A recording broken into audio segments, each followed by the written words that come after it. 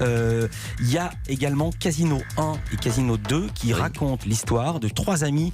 Ça se passe à Namur en Belgique. Ils vont au casino. En quoi cet endroit vous a fasciné au point d'en faire 2 spectacles? Qu'est-ce qui s'y joue dans un casino, à part évidemment l'argent? C'est-à-dire, ce qui m'a fasciné, c'est que c'est la première fois de ma vie que j'allais dans un casino et que j'ai été stupéfait et troublé et apparemment, puisque les improvisations, c'est un peu comme la psychanalyse, on sort, on s'est pas prévu, par l'atmosphère à la fois érotique, morbide et qui est comme une métaphore de la société, parce qu'en effet, ça parle d'argent, il y a des chiffres, il y a des couleurs, et dans laquelle j'ai découvert que je pense que j'ai pressenti que je m'adapterai jamais à la société, parce que je n'y comprenais rien.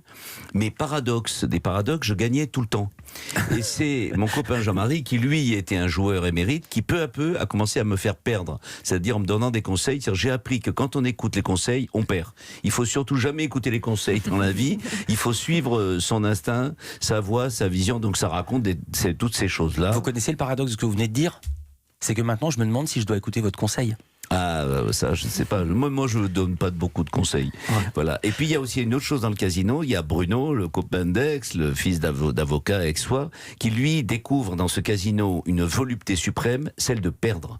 C'est-à-dire, il gagne à la roulette, mais il perd au blackjack. D'ailleurs, c'est un blackjack imaginaire que j'ai inventé. Ça s'appelle le sabot namurois. Ouais. Et perdre lui procure un tel plaisir qu'irrésistiblement, il retourne perpétuellement aux cartes jusqu'à ne plus rien avoir du tout. Le loser magnifique. C'est complexe. D'un mot, est-ce que vos amis vont vous voir jouer leur propre rôle sur scène et quelle est leur réaction ?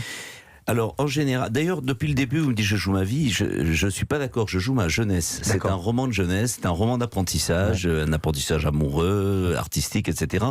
Alors, en gros, pour aller vite, les patrons apprécient moyen, mais les camarades apprécient beaucoup, parce qu'un jour, on a dit à Max, mais vraiment, tu es comme ça? Il m'a dit, c'est pas que c'est comme ça, c'est que c'est moi. C'est magnifique. Voilà, donc en général, les copains. Et quant à Bruno, quand il y est pas, il me dit c'est moins intéressant cet épisode. On ne trouve pas le ressort dramatique habituel. Donc voilà. Non. Et en plus, c'était un peu plus compliqué pour Clémence parce que notre histoire, etc. Bon, ça c'était plus compliqué.